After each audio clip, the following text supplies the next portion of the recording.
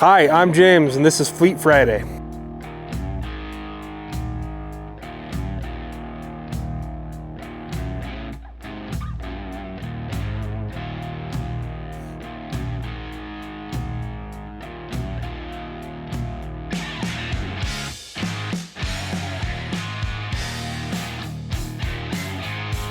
So this is Brush Engine 40. It is a 2000 International 4800. It's one of our older apparatus in the fleet. It's a brush engine, so it carries 500 gallons of water and has a 500 GPM water pump on it. This is used for wildland interface, wildland fires. As you can notice, it's very high. So front bumper is almost up to my hip. I'm 5'10", so we've got a good 3.5 feet of clearance for that front bumper. And this is just for clearance going up and over hills and rolls, down into gullies and draws. Hopping up here. All right, with this being one of our older rigs, you can see it is dated in here, but it still functions and works perfect. This truck does have pump and roll capabilities, which means I can be driving the truck and we can still have the pump engaged, fighting actual fire. I can have my crew on the outside, putting water down on the fire as we move down the fire line. That's what these controls here do. They control our the actual pump in the back. We can turn it on. This is our throttle. And then something unique about this truck is we also have a turret mounted on the front, so the officer can actually fight fire with everybody in the truck, and we can just use that turret to fight fire. There's no power mirrors, there's no power adjust steering, no power seats, anything like that. This is old school and bare bones, and it's kind of fun to drive these older trucks. We can move on to the back or just take a look. We do have seats in the back for 2 additional members. We also carry air packs on this truck if we need to. Having said that this operates in the urban interface, we will go into the wildland environment, and if we need to, go up into neighborhoods. This particular district has had some pretty significant urban interface fires just to the south of us here, where sort of Station 40 and Brush Engine 40 were first on, and they did a great initial attack and got it.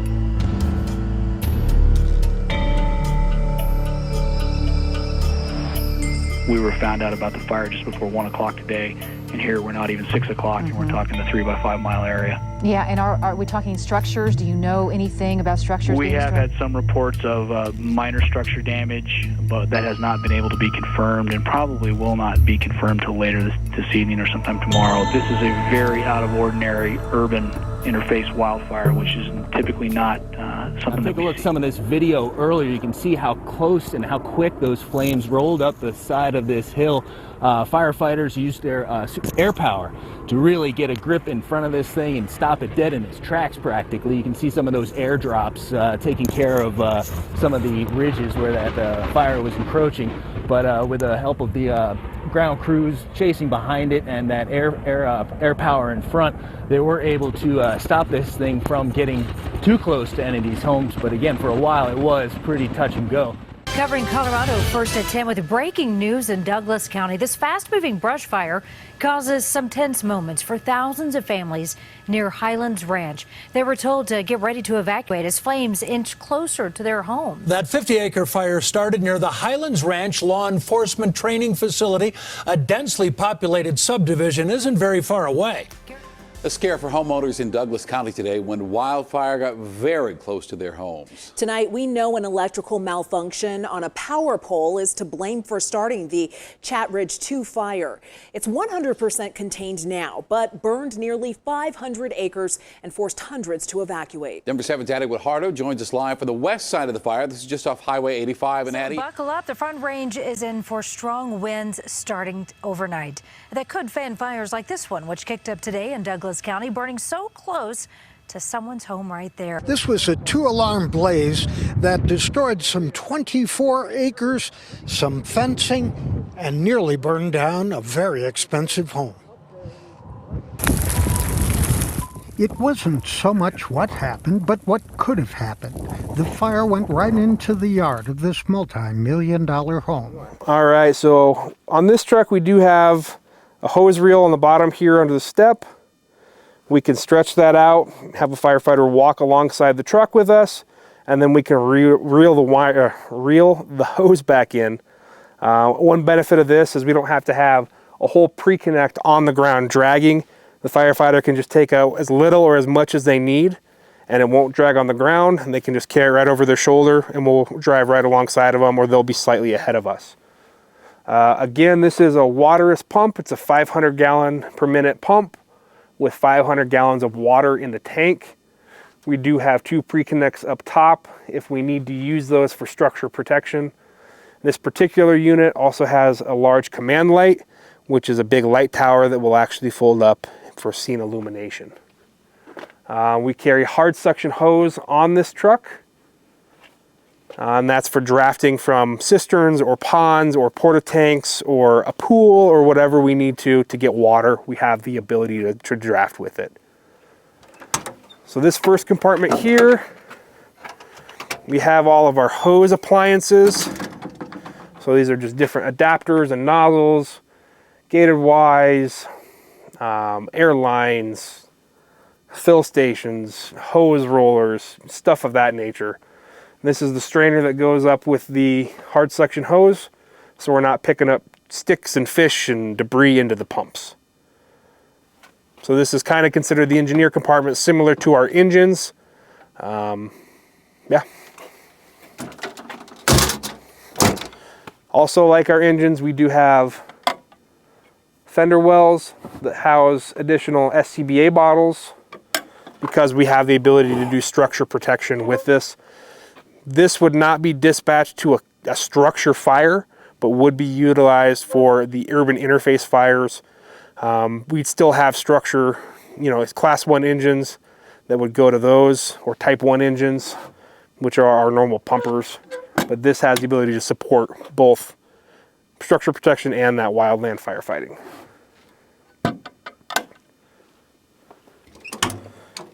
Here in the back we have progressive hose packs, which we've covered before. We can stretch these packs from this rig to get people out on foot. We stretch those from the hose packs on the back here. That's where we start. And again, you start with your hose here. You can lay down a wet line as you're stretching your progressive hose pack to the next section. We have supply hose, we have 1-inch hose, and these are our portable packs that we can squirt a little bit of water out with.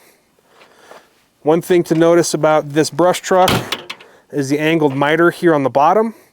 And again, this is for departure and approach angles.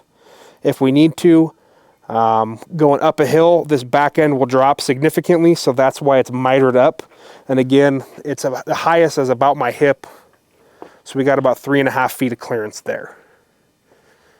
Continuing on the back, we have, again, our stretch bed, which we've covered in previous engines. It's 800 feet of 2.5-inch hose for supplying. Here in the back, we have all the Sawyer equipment. So we have saws, we have a Sawyer bag, drip torches, we have gasoline, diesel fuels, we have midline pumps, and these are for boosting the pump pressure through the lines if we have a long lay of hose down. We also have adapters for extension cords, stuff like that, oils, greases, things of that nature.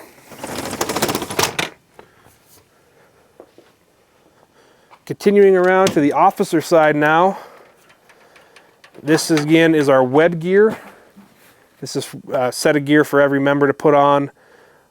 Basically it has a backpack with our survival shelter, some water, some masks, a helmet, a light, goggles, stuff like that we'll need for the wildland environment. Wildland fires are not quick fires. They're usually slow, and if you get in one of the first arriving units on a wildland fire, you're going to be there for a while. Having said that, we do carry MREs for us to eat. This one is lentils and stew, so I'm going to put that one back because I don't want to have to eat that one.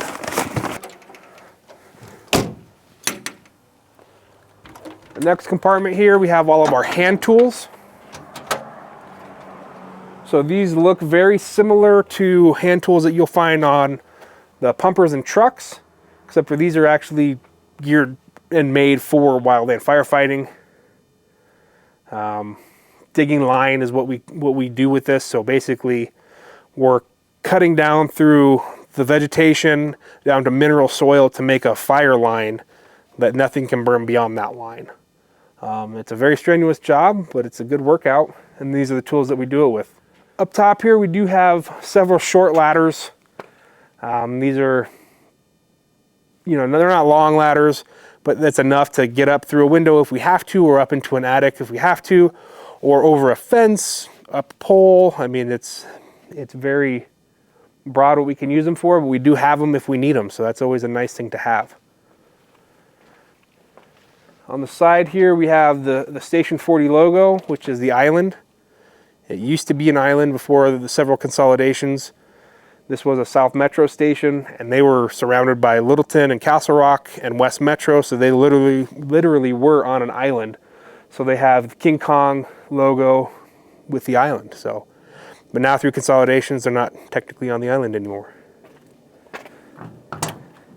And again, just into the back of the truck here, got air packs, we got chest straps and chest holsters, bug spray, gloves, water, maps, everything we need.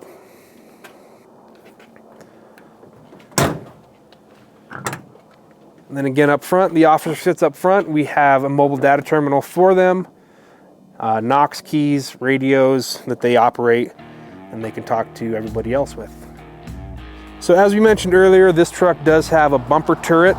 This is operated from the officer's seat up there. He has a little control station that this will actually move around, up and down, all around, and we can spray water while we're driving down. This keeps crew in the truck if we need them, and that's what the officer determines is necessary. They can adjust the pattern of it, and again, we can pump and roll while spraying this water.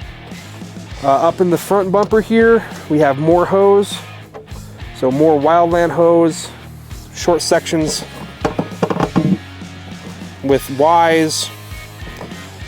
This is just to connect, again, to put more lines off the trucks.